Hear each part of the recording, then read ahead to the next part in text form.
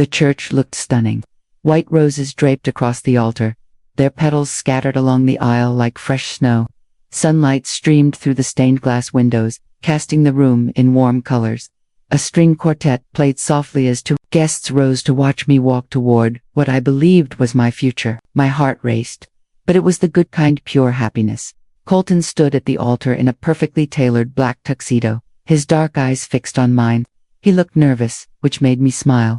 Even after 3 years together, I still made him uneasy, in the best way. The pastor opened his worn Bible. "We are gathered here today to witness the union of Colton, James Wellington, and Anna Rose Derrick in holy matrimony." I squeezed Colton's hands. They were clammy. "Do you, Colton, take Anna to be your lawfully wedded wife, to have and to hold, in sickness and in health, for richer or poorer, for better or worse, till death do you part?" "I do." His voice cracked slightly. The pastor turned to me. "Do you, Anna, take Colton to be your lawfully wedded husband, to have and to hold, in sickness?" Wait. The voice cut through the silence like a blade. Every head turned. Gasps rippled through the congregation. It was my maid of honor, Karen Oscar, the friend I'd had since kindergarten, the one I had trusted with every secret. She stood at the altar, in the dusty rose bridesmaid dress we had chosen together, but her face twisted with something unfamiliar. "I can't let this happen," she declared, her voice ringing through the church. "Anna, you need to know the truth." My father half rose from his seat before my mother pulled him back, her grip tense. Whispers spread quickly, filling the air. "Karen, what are you doing?" My voice stayed calm, though my heart no longer beat with joy but with dread. She lifted her chin, defiant. "I'm pregnant, Anna, and Colton is the father." The church erupted. Someone behind me whispered loudly, "Oh my God." The string quartet stopped playing. Colton went pale. "Karen, don't," he started. "Don't what?" she snapped, stepping closer. "Don't tell her how you've been at my apartment for months. Don't tell her how you admitted you weren't sure about marrying her. Don't tell her how you whispered you loved me while we enough." My brother Tristan leapt to his feet, fury written on his face, but my sister Sydney held him back. Karen smirked, her eyes sharp with triumph. "Face it, Anna, you're just the backup plan. He chose you because I wouldn't commit, but now that I'm carrying his child," she placed a hand on her stomach, "priorities change." The church went silent again, broken only by the sound of my grandmother's rosary beads clicking as she prayed in Spanish. I turned to Colton. Sweat ran down his face. His mouth opened and closed, but no words came. He couldn't even meet my eyes. That's when I smiled, not with joy, but with sharp resolve. "Oh, Karen," I said evenly. "You poor, delusional girl." Her smirk faltered. I slipped my phone from my bouquet and tapped the Bluetooth system we'd set up for the reception. My voice carried clearly. "Before we continue, I think everyone should hear this." Karen's expression shifted from smug to confused to terrified as her own voice filled the church through the speakers. "God, Colton is such an idiot. He has no idea. I've been sleeping with his brother and his best man. The baby could belong to any of them, but Colton makes the most money." The recording went on. Karen's laughter echoed through the church as she bragged about her plan, how she had manipulated all 3 men, and how she intended to take everything she could from Colton. Karen collapsed to her knees right there at the altar, her face pale as the communion wafer. "Anna, I can explain." "Oh, you'll have plenty of time to explain," I replied evenly. "To the police, to the DNA lab, and to my lawyer." I glanced out at the silent congregation. 3 hours later, my so-called husband and maid of honor were pleading with me not to press charges, but I'm getting ahead of myself. Before we continue, let us know in the comments which country you're watching from. We love hearing from our global audience, and if this is your first time here, don't forget to subscribe. Your support helps us share more unforgettable stories. My name is Anna Rose Derrick, and until that moment, I believed I was living the life I'd always dreamed of. I'm a pediatric nurse at Children's Hospital, the kind of person who believes in happy endings because I spend my days helping children hold on to hope. At 28, I thought I had everything planned: marry Colton, buy a house with a white picket fence, raise 2 kids, and maybe even a golden retriever named Buster. Colton Wellington seemed to be everything I wanted: tall, attractive, successful. He worked as a financial advisor in his family's firm, old money, good background. The type of man who looked picture perfect in family Christmas photos. We first met at my cousin's wedding 3 years ago. He was the best man, I was a bridesmaid. A classic start. He spilled red wine on my dress at the reception and insisted on paying for the cleaning. That led to coffee, then dinner, then weekends away, and before long, we moved in together. "You've found the right one, Mia," my mom would say, touched by how he always brought her flowers for Sunday dinner, remembered her book club updates, and promised her grandchildren soon. My family adored him. My dad even called him Mijo and took him fishing. My brother, Tristan, who never liked any of my boyfriends, welcomed him into poker games. My younger sister Sydney, my toughest critic, admitted he wasn't so bad. But no one adored Colton more than Karen Oscar. Karen had been my best friend since we were 5. We grew up 3 houses apart on Maple Street, went to the same schools, shared the same classes, even dreamed of moving to New York together to become fashion designers. When I chose nursing and she chose marketing, we promised distance wouldn't change us. She was always my first call for bad days, good news, or anything in between. When Colton proposed on the beach last Christmas, she was the second person I told, right after my parents. "I'm so happy for you," she squealed on FaceTime, her smile glowing through the screen. "You deserve this, Anna. You deserve everything." Karen threw me the most elaborate engagement party, planned my Vegas bachelorette weekend, and spent hours helping me pick dresses, taste cakes, and argue with florists. "I can't wait to stand beside you on your big day," she told me during one of our planning sessions. "We've been sisters since kindergarten. Now it'll be official when I'm your matron of honor." I laughed. "Maid of honor, you're not married yet." "Yet," she teased. "Maybe your wedding will inspire Angelo to propose." Angelo Kim was her boyfriend of 2 years, kind, reserved accountant who adored her. Honestly, I thought they'd marry before Colton and me. Looking back, I should have noticed the signs. How Karen often dropped by when Colton was home. How she lingered after I left for work, saying she wanted to catch up with him since they both worked in finance. How Colton started working late, especially on nights Karen skipped group dinners. Then there were her odd messages, texts at 2 a.m., right in the middle of my shifts. "Thinking about you. Hope you're okay." Times when she knew I couldn't reply. Colton had also grown distant.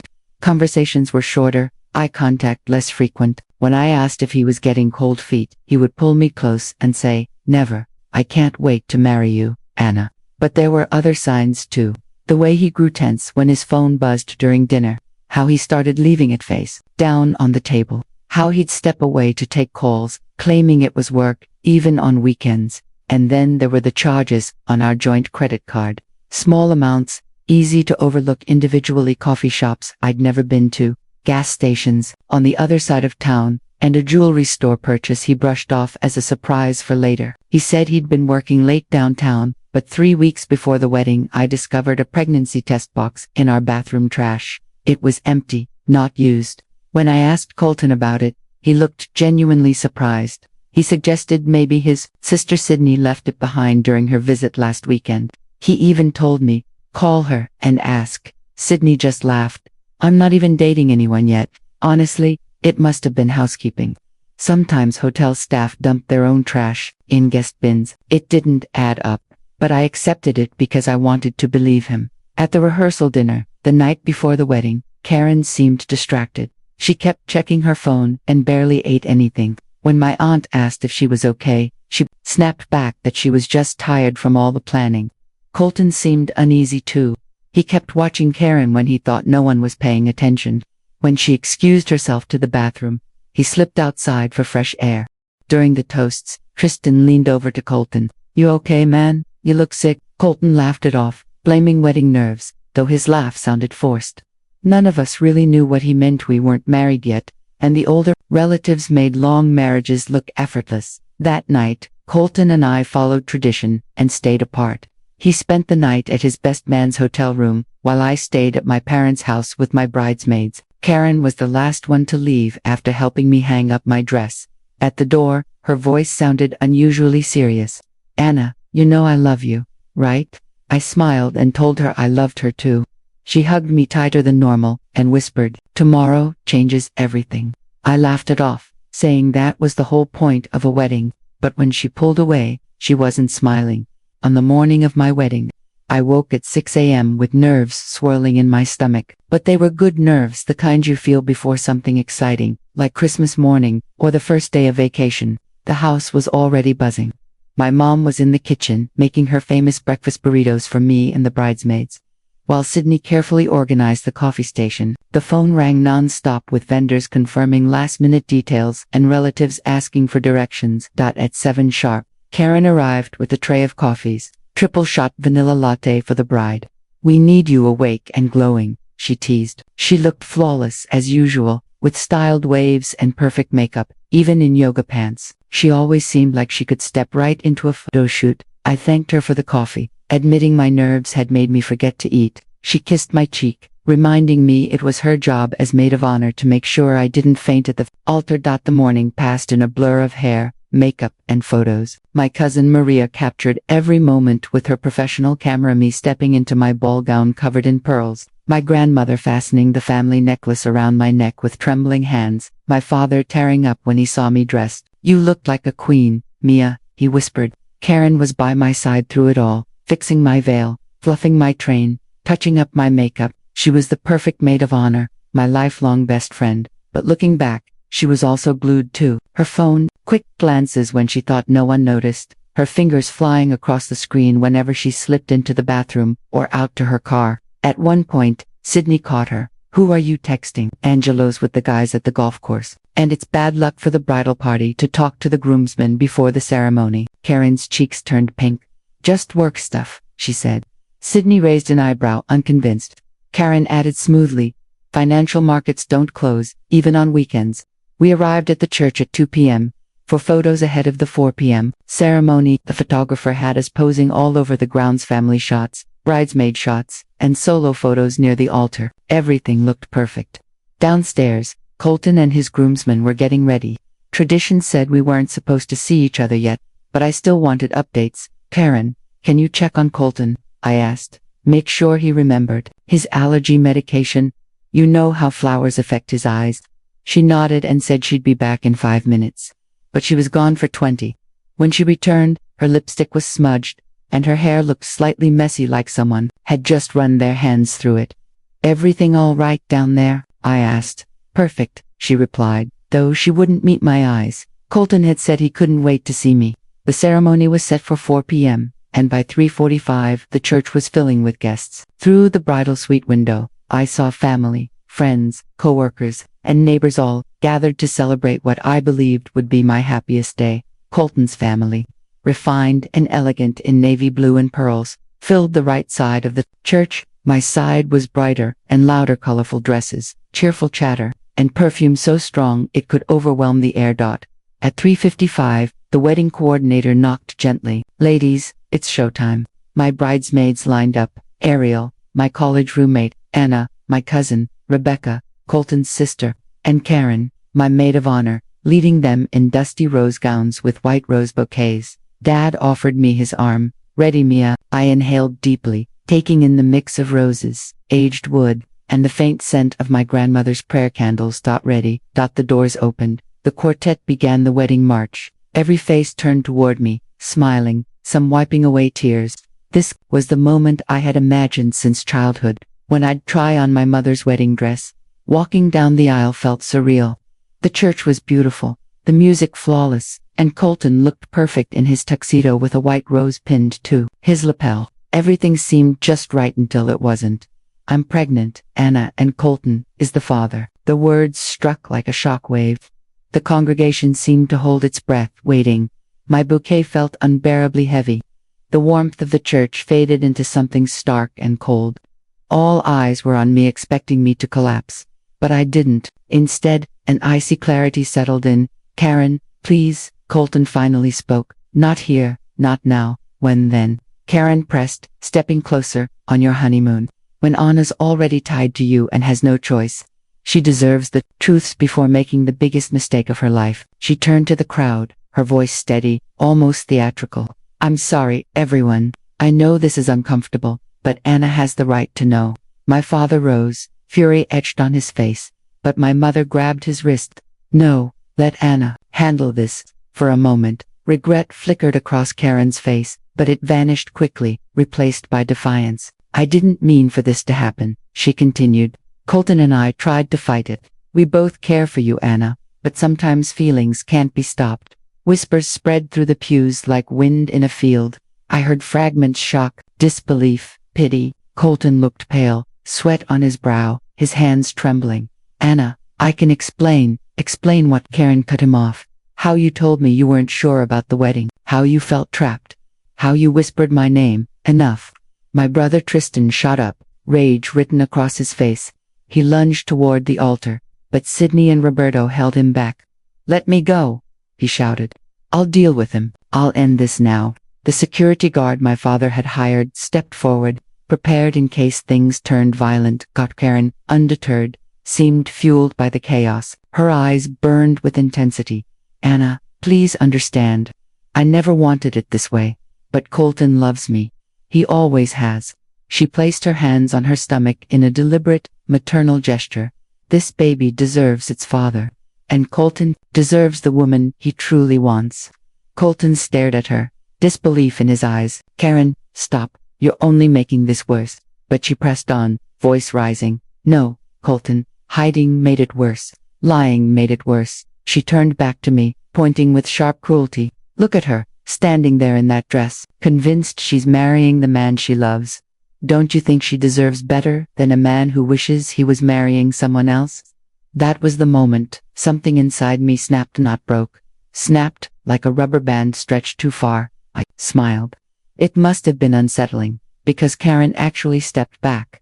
Oh honey, I said softly, my tone as sweet as honey. You poor, foolish girl. Her confident look faltered. I reached into my bouquet, pulled out my phone, and with one motion, connected it to the church's sound system, the same one set up for our wedding music. Before we continue this little show, I announced, my voice carrying clearly through the speakers, I think everyone deserves to hear something. Karen's face went pale. Anna, what are you? I pressed play. Karen's own voice filled the church, clear and sharp. God, Colton is such an idiot. He doesn't even know I've been sleeping with his brother and his best man. The baby could be anyone's, but Colton makes the most money. He's my best chance for support. The congregation gasped, but the recording wasn't over. Anna's so naive, it's pathetic. She really thinks Colton loves her, when he can't keep his hands off me whenever she's working late. Just last week, he told me he wished he'd proposed to me instead. Colton had gone from pale to green. He looked like he might throw up at the altar, but Karen's laughter kept echoing. The best part, she's paying for half this wedding, so technically, she's funding her own humiliation. I can't wait to see her face when everyone finds out. It'll be delicious. The church fell silent. The only sound was my grandmother's rosary beads clicking as she prayed faster. The recording went on, Karen bragging about stringing along 3 men, mocking me, even describing her backup plan. If Colton doesn't leave Anna, I'll just claim he forced himself on me. Who's going to believe him over me? By the time I stopped the recording, Karen had collapsed to her knees, her dusty rose dress pooling like spilled wine. Anna, she whispered, barely audible. Please, I can explain. I was drunk. I didn't mean, you didn't mean, to get caught, I corrected, my voice still amplified. That's the difference. I turned to Colton, who stood frozen like a deer in headlights. Anything you'd like to add, honey? Or, should I play the recording of you calling me boring and clingy while you were sleeping with my best friend in the apartment I pay half the rent for? He opened his mouth, closed it, then opened it again. Nothing came out. I looked toward the congregation, 200 faces staring back, some shocked, some appalled, a few even impressed. The murderous looks, those were mostly my relatives. Ladies and gentlemen, I said calmly, I apologize for the interruption. As you can see, there's a small issue involving the groom and my maid of honor. Something about honesty, fidelity, and basic human decency. My father finally broke free from my mother's grip and stood. Anna Mia, do you want me to? No, Papa, I replied. I've got this. And I did. For the first time in years, I felt completely in control. You know the funny part, I continued, eyes fixed on Karen, who was still on her knees with mascara streaking down her cheeks. I've known about you 2 for months. The congregation stirred in disbelief. Karen's head jerked up. That's impossible, she whispered. is it? I pulled up photos on my phone. Shall we start with the pictures Mrs. Patterson took of you leaving our building at 6 a.m. on February 14th? Valentine's Day, when I was working a double shift. I held up the photo for everyone to see. Karen caught in the morning light, wearing the same clothes from the night before. Or maybe the credit card charges. Colton, I turned to him, watching him pale further. The ones you thought I wouldn't notice. Coffee shop dates with Karen. The jewelry store where you bought her that diamond necklace she's wearing right now. Karen's hand flew to her throat, touching the necklace that glinted under the church lights. The same one I had mistaken for a gift meant for me. And then there's the hotel room last month, I added, the one you booked while claiming to be at a financial conference in Chicago. Except that conference was virtual. You were 20 minutes away at the Marriott with my maid of honor. Colton finally managed words. Anna, I can explain. Explain. What? I cut in. How you drained $5,000 from our wedding account to pay her credit card debt, or how you used my grandmother's engagement ring money to cover her rent after she lost her job. How you promised her you'd call off our wedding after the honeymoon so she could avoid embarrassment. The church filled with gasps and low murmurs. Someone behind me exclaimed, Jesus Christ, loud enough for Father Rodriguez to look up, but I wasn't done. Or maybe, I said, my voice calm but sharp. We should talk about the real reason Karen is here with this announcement. Karen stood, trembling. Anna, please, here's the thing about my best friend. Since kindergarten, I told the congregation, almost like giving a toast. She's always been competitive. She always wanted what I had, my toys, my clothes, even my boyfriend's. But this time, she went too far. I stepped closer, my wedding dress brushing the floor, the sound of the silk echoing in the silence. Tell them about the DNA test, Karen. Her face drained of color. I don't know what you're talking about. The DNA test you took last week, I pressed. The one that proved the baby isn't Colton's. The church erupted, whispers, even loud prayers in Spanish. Colton stared at Karen as though seeing her for the first time. What is she talking about? Karen's mouth opened and closed soundlessly. That's not true, Anna. You're lying, I pulled a folded paper from my bouquet. Paternity test results, dated last Tuesday, 24% probability that Colton Wellington is the father, which, for those unfamiliar with genetics, means he definitely isn't. I held the document high for everyone to see, the official letterhead. But here's the best part, I added, my tone conversational. The test also shows a 99% probability that the father is, I paused, James Wellington. Colton's face went from green to pale, then flushed red within seconds. My brother, your brother, I confirmed lightly, who happens to be standing right there in your groomsman line, looking like he wants to disappear. All eyes turned toward James Wellington.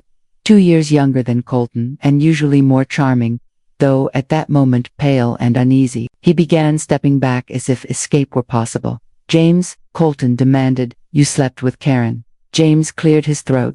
It wasn't, it only happened a few times. A few times. Karen cried, her panic rising. You told me you loved me. You said you'd leave Rachel. The congregation was riveted, the scene more dramatic than any TV drama. Rachel Thompson, James's fiancée, leapt up from the third row. What did you just say? Her voice could have shattered glass. Rachel, I can explain, James began, but I wasn't finished. Oh, there's more, I said brightly. Tell them about Michael Caring. Michael Foster, Colton's best man, stiffened at the mention of his name. No, Karen whispered. Anna, don't. Michael Foster, I announced. Also a potential father. Also promised to leave his wife for you. Also completely unaware you were juggling half the wedding party. Michael's wife let out a pained cry. She turned on him with fury while her sister restrained her from rushing the altar. The church dissolved into chaos. Rachel was yelling at James. Michael's wife was in tears. My relatives shouted in 2 languages. Colton's family looked ready to disown everyone. And yet, through it all, I remained calm, standing in my ball gown as my plans unfolded perfectly. How? Karen sobbed. How did you even find out? I smiled wide, sharp, and satisfied. Because, my dear former best friend, you forgot something important about me. What? I'm a nurse. I know how to collect evidence without anyone noticing. Hair from your brush during planning sessions. Saliva from restaurant glasses. Coffee cups from the trash. I shrugged. It's amazing what people discard when they think no one's watching. Colton looked at me like I was a stranger. You planned this for the entire wedding. I laughed, but it wasn't a warm sound. Oh no, the wedding was real. My feelings were real. My trust was genuine, but so was your betrayal. That's why I decided to give you exactly what you deserved. I motioned to the scene around us, whispers, stares, a public humiliation equal to your private betrayal. Karen was crying so hard her words came out broken. I'm sorry, I never meant for this to go so far. I was jealous, careless, and greedy. Don't forget greedy, I added firmly. You saw a meal ticket and took it, without caring who got hurt. I turned back to the congregation, most of whom were standing now, voices rising in confusion. Ladies and gentlemen, I called out, my voice carrying over the noise. I apologize for turning my wedding into something that looks like a reality show. But if I was going to be humiliated, I wasn't going to be the only one. My father pushed through the crowd, his face lined with concern. Mia, what do you need? What can we do? Actually, Papa, I said, slipping off my engagement ring and wedding band, I need you to call Detective Rivera. Colton froze, confused. Detective Rivera, why are you calling the police? Because, I said calmly, handing the rings to my father, embezzlement is a crime. So is fraud. So is identity theft. And Karen has committed all three. The color drained from Karen's face. What are you talking about? The credit cards you opened in my name, I explained. The loans you took out using my social security number. The $50,000 you stole from my inheritance account for your shopping sprees and your abortion expenses. Abortion expenses. Colton's voice cracked. Oh yes, I nodded. This isn't Karen's first pregnancy scare, just her first attempt to weaponize it. She's had 3 abortions in the past 2 years, all paid for with money stolen from me. Karen collapsed to her knees, sobbing. Anna, please, I'll pay it back. I'll do anything. Just don't call the police. Too late, I replied, checking my phone. I already did. They'll be here any minute. And, as if on cue, sirens wailed in the distance, growing louder. The noise inside the church was deafening. Rachel was screaming at James. Michael's wife was advancing on him with her purse raised. My family shouted in both Spanish and English, while Colton's family stood frozen, like they were at a funeral. Instead of a wedding, Anna, you can't be serious, Colton said, reaching for my hands. I stepped back, dead serious. You stole from me, Colton. You drained our joint account, forged my signature on loan papers, and helped her commit identity theft. You co-signed her apartment lease with my credit information. You guaranteed her car loan with my income statements. You even helped her apply for credit cards using my employment details. Should I keep going? Colton's face crumbled. He looked around, desperate, but the stained glass saints above us offered no protection. The sirens stopped outside. Heavy footsteps echoed through the vestibule as Detective Rivera entered with 2 officers. Anna, he called out, scanning the chaos. I got your message. Are these the suspects? I pointed toward Karen and Colton. Karen, Oscar, and Colton Wellington. All the evidence is in the folder I sent to your office yesterday. Karen's head snapped up, mascara streaking down her cheeks. Yesterday, you already sent evidence. Last week. Actually, I corrected. I just asked Detective Rivera to wait until today. I wanted to give you one last chance to come clean, to maybe show a shred of honesty before destroying everything. Colton's voice shook. But you planned the DNA tests. You knew. I hoped I was wrong, I said quietly. Right up until this morning, I hoped I'd wake up and realize this was just a nightmare. That my best friend since kindergarten, and the man I loved, wouldn't betray me like this. Detective Rivera approached the altar. Karen, Oscar, you're under arrest for identity theft, fraud, and embezzlement. Colton Wellington, you're under arrest for conspiracy to commit fraud and embezzlement. Karen scrambled to her feet as the officer pulled out handcuffs.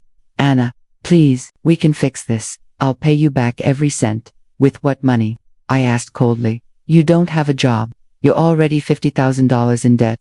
You're pregnant with a baby that isn't even Colton's. What exactly are you going to pay me back with? I'll figure something out, she begged. Anna, we've been friends since we were 5 years old. That has to count for something. It did matter, I said, my voice unsteady. It mattered more than anything, and that's why this hurts so deeply. The officer placed cuffs on Karen as she sobbed uncontrollably. Colton didn't resist, but he kept staring at me, stunned. Anna, he called as they led him away. This thing with Karen, it was a mistake. A stupid, awful mistake. I looked at him for a long moment. This man I had planned to spend my life with, the man I had trusted with my heart, my future, my money. No, Colton, I said quietly. Marrying you would have been the mistake. As the police escorted them toward the church doors, Karen turned one last time. Anna, she cried desperately. The baby. What about the baby? That's between you and James, I replied firmly, or Michael, or whoever else you've been with, but it's no longer my problem. The heavy church doors closed behind them, and silence fell. Nearly 200 people stared at me in my wedding dress, standing alone at the altar where I should have been saying, I do. Then, my grandmother began clapping. Slow, deliberate applause that echoed across the church. One by one, others joined in, my parents, my siblings, my cousins, college friends, and even some of Colton's own relatives who looked ashamed of his actions. Soon the entire congregation was on their feet, applauding. My daughter, my father said, climbing the steps and pulling me into an embrace. I am so proud of you. Are you? I asked, my voice muffled against his shoulder. I just turned my wedding into a crime scene. You turned your wedding into justice, my mother corrected, wrapping her arms around us. What they did is unforgivable. Tristan pushed through the crowd, still flushed with anger. Anna, I'm sorry. I should have seen it. I should have protected you. You couldn't have known, I told him. I barely realized it myself, until, a few months ago, Sydney appeared beside us, her expression a mix of pride and fury. Girl, that was the boldest thing I've ever seen, but I swear, I'm going to deal with both of them when they get out of jail. No violence, I said weakly. I've caused enough chaos for one day, but inside, I felt lighter than I had in months. The weight of pretending, the lies I told myself about the red flags, the burden of betrayal, all of it was gone. Father, Rodriguez approached gently. Anna, my dear, are you all right? Do you need anything?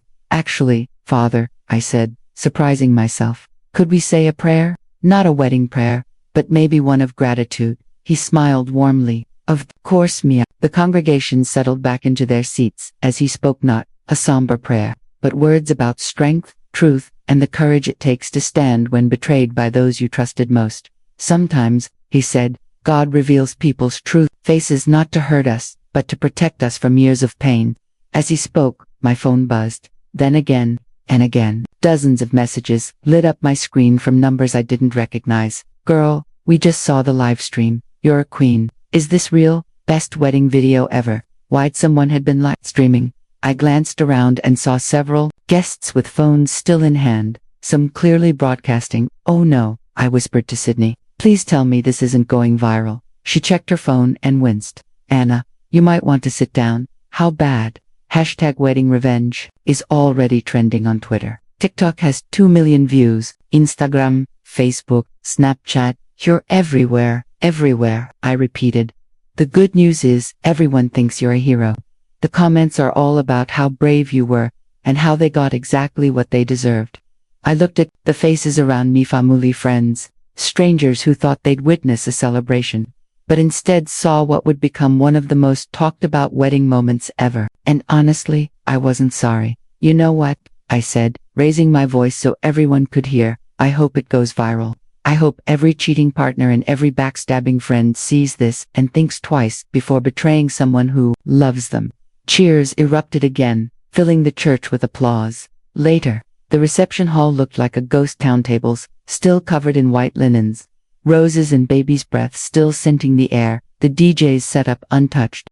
But instead of a wedding party, it became, as my cousin Maria put it, the world's most expensive divorce party. Waste not, want not, my mother declared. We paid for the food, we paid for the music, so tonight, we celebrate Anna's freedom, and that's exactly what we did. The guests who stayed, surprisingly, most of them danced to the playlist Colton and I had carefully chosen for our first dance as husband and wife. They enjoyed the dinner we had spent months planning, toasted, with the champagne we'd saved for, and posed in front of the flower wall meant for our wedding photos. It was surreal, not at all the wedding day I had pictured, yet exactly what I needed. I sat at the head table, still in my wedding dress but barefoot under the table, when my phone rang. It was Detective Rivera. Anna, I wanted to update you on the arrests. That was quick, I said, stepping away from the noise. Well, when suspects confess as soon as they're alone in interrogation, it saves a lot of time. They confessed. Oh yes. Colton broke down the moment we separated them. He admitted everything: the affair, the money, the fake documents, even things he hadn't told you. Apparently, Karen convinced him to take out a loan against your house to cover her medical bills. My stomach dropped. Our house, the one we had just bought, the one you just bought, he corrected. According to the records, you're the only one on the mortgage. But Colton forged your signature on a second mortgage application last month. $50,000. I sank into a chair. 50,000 more. The good news is the bank flagged the signature and froze the funds, so nothing was released, and Karen, Miss Oscars, is in tears, apologizing, saying Colton manipulated her. But then she tried to negotiate a deal, which ended any sympathy. She offered to testify against him for a lighter sentence, claiming she had evidence of other crimes. When we told her we already had enough, she switched stories, said he forced her to steal from you. I almost laughed. Even in handcuffs, Karen was still trying to manipulate everyone. How long will they be in prison? That depends on the DA and whether they cooperate. But with the evidence you provided, we're looking at multiple felony charges. This isn't county jail. They'll be in prison for years. Years. By the time they were out, I'd be in my 30s, maybe remarried, maybe with children, living a new life. The thought didn't sadden me. It gave me hope. Detective Rivera, can I ask you something? Of course.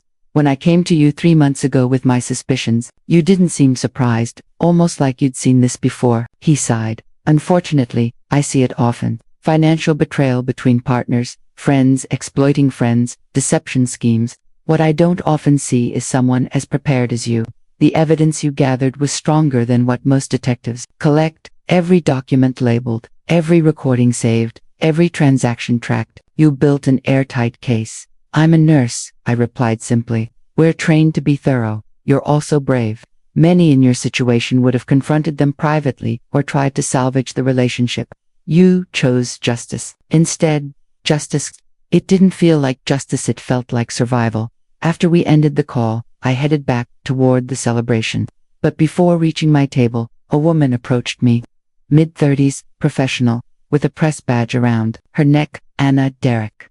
I'm Jennifer, from Channel 7 News. Could I ask you a few questions about today? I glanced around and noticed cameras and reporters scattered across the venue. How did you even know about this? The video went viral about 2 hours ago, she said. We've been trying to reach you. She showed me her phone. A TikTok with over 5 million views. It was the recording of me playing Karen's confession through the church speakers. Someone had filmed and posted it with the caption, "Bride exposes cheating fiancé and maid of honor at altar. Watch to the end." The comments were endless. This woman is iconic. .com under pressure. Queen behavior. Plot twist, best wedding ever. Make her president. Jennifer smiled. Would you be open to an exclusive interview? Viewers are eager to hear your story. I looked at her, then at the cameras, then at my family celebrating. Not my humiliation, but my freedom. You know what? I said with a smile. Yes, but not here. This is my family's night.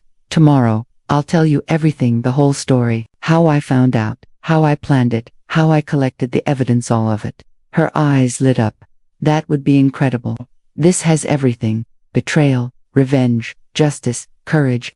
People are already calling you a hero. A hero. 3 hours earlier, I had been a heartbroken bride. Now I was a hero. Life was strange as the evening wound down and guests said their goodbyes. I finally found myself alone for the first time all day.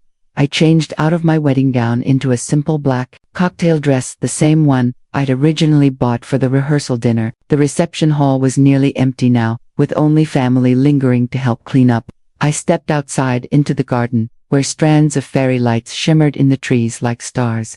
This was supposed to be the place where Colton and I would share our first dance as husband and wife.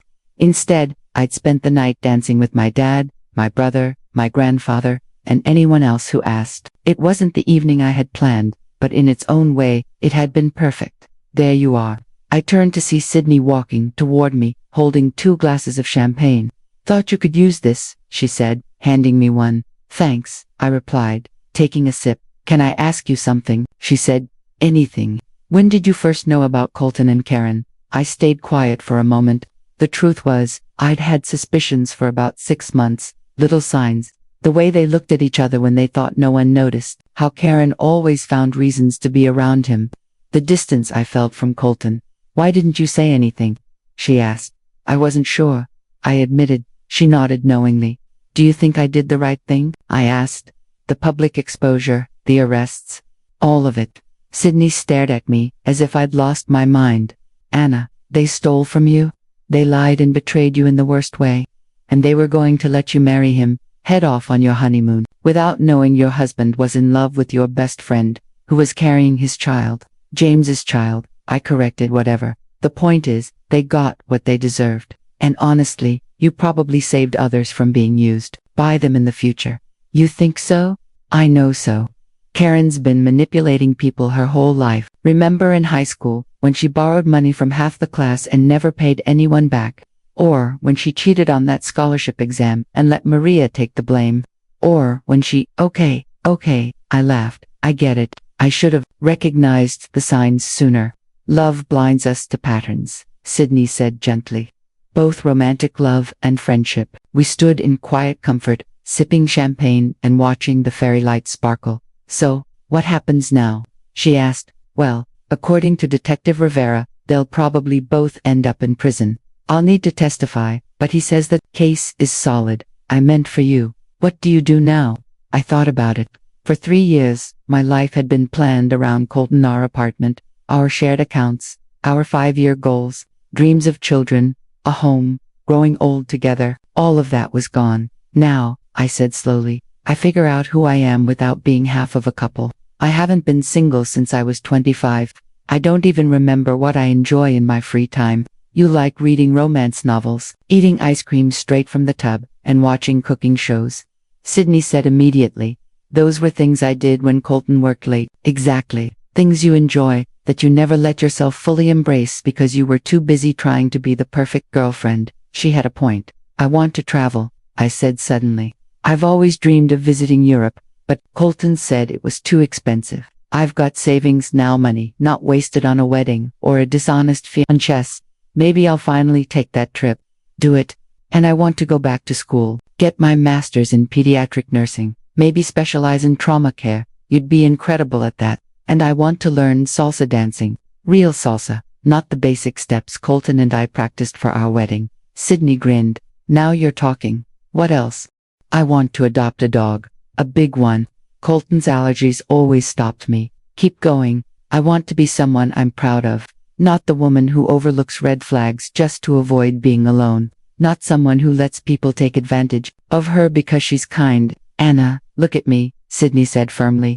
I turned toward her. "You already are someone to be proud of. What you did today, that wasn't weakness, that was strength. It showed you know your worth and refused to accept less. It was pretty bold, wasn't it?" "Bold, it was legendary. People will talk about this for years." As if to confirm her words, my phone buzzed with a message from an unknown number. "Saw your video online. You're my hero. My husband cheated last year, and I wish I'd had your courage. Thank you for showing me what strength looks like." I handed the phone to Sydney. "See," she said, "you're inspiring people." Then the notifications kept coming, message after message from strangers who had seen the video and wanted to share their own stories of betrayal, or thank me for showing them how to stand up for themselves. "This is unreal," I said, scrolling through dozens of texts. All I wanted was justice for myself. I never imagined I'd become a symbol of female empowerment. I was going to say an internet meme. Sydney laughed. "But sure, let's go with empowerment. Both things can be true." We finished our champagne as the staff cleared away the last of the decorations. Soon the hall would be ready for another celebration, another beginning. "Ready to head home?" Sydney asked. I looked around one last time. This place, meant to hold memories of the happiest day of my life, had instead become the place where I chose myself over accepting less than I deserved. "Actually," I said, "I don't want to go home, at least not to the apartment I shared with Colton. Can I stay with you tonight?" "Of course. We'll order pizza, open some wine, and start planning your trip to Europe." "Perfect." As we walked toward the parking lot, Sydney's phone rang. She answered, then handed it to me with a puzzled look. "It's for you." "Who is it? Ellen's show?" I froze. "Ellen, as in Ellen DeGeneres?" Sydney nodded. I took the phone with shaking hands. Hello, Anna. This is Sarah from Ellen's production team. We'd love to have you on the show next week to talk about today. Ellen thinks your story is remarkable and wants to highlight your courage. Ellen DeGeneres wanted to recognize my courage. I glanced at Sydney, who was grinning ear to ear. You know what? I said into the phone. I'd love to. After I hung up, Sydney grabbed my hands. Anna, Derek, you're about to be the most famous revenge bride in history. Is that a good thing? Are you kidding? You're about to become a voice for women everywhere. You'll inspire people to stand up for themselves. You mean change my life completely, I finished. Exactly. Are you ready for that? I thought of Colton and Karen, probably sitting in jail right now, realizing their betrayal carried consequences they hadn't imagined. I thought about the countless messages from strangers who said my story gave them strength. I thought about the life I almost built with someone unworthy and the new one I was creating for myself. You know what, Sydney? I've never been more ready. As we walked to the car, I couldn't stop smiling. That morning, I had expected to become Mrs. Colton Wellington. Instead, I ended the day as Anna Derek, the woman who refused to be deceived, who chose justice over comfort, who turned her worst day into her most defining moment. They thought they ruined me. Instead, I exposed them with the truth. Now, I'm writing this from a cafe in Barcelona, sipping sangria while the sunset paints the Mediterranean gold. The European trip I dreamed about, I took it. 8 months backpacking through Spain, Italy, and France, staying in hostels, meeting new friends, eating gelato for breakfast, and learning I was braver than I ever believed. That appearance on Ellen led to more interviews, which turned into a book deal, then speaking invitations at women's conferences. Somehow, my story resonated around the world. Who knew standing up for yourself could be so powerful? Colton and Karen were sentenced to 4 years in prison, though they'll be eligible for parole in 18 months. I won't be attending their hearings. The baby was born 7 months after the wedding. James stepped up as a father, and Rachel, who forgave him, is helping raise the child. People are complicated. Michael's wife divorced him, took half of everything, and even sent me a thank you card. I sold the apartment Colton and I once shared and bought a small house with a garden where my dog, Luna, loves chasing butterflies. I went back to school too. I start my master's in pediatric trauma nursing next month. And yes, I finally learned salsa dancing. I'm terrible, but I enjoy it. Sometimes people stop me on the street and ask if I regret what I did, if I wish I had handled things differently, or if I think about forgiveness. My answer is always the same: no. I don't regret choosing truth over comfort. I don't regret seeking justice instead of accepting betrayal. And I certainly don't regret discovering my strength. The woman who walked down that aisle 8 months ago thought happiness meant attaching herself to someone else's life. The woman writing this now knows real happiness comes from building a life you're proud of, whether or not anyone joins you in it. I'm not searching for my next relationship. I'm not trying to replace what I lost. I'm building something entirely new. And if someone wants to be part of that, they'll have to earn it. They'll have to prove they deserve the love of a woman who knows her worth, who won't overlook red flags, who refuses to settle. Because on my wedding day, I learned something important. The most important person in your love story is you, and my story is only just beginning.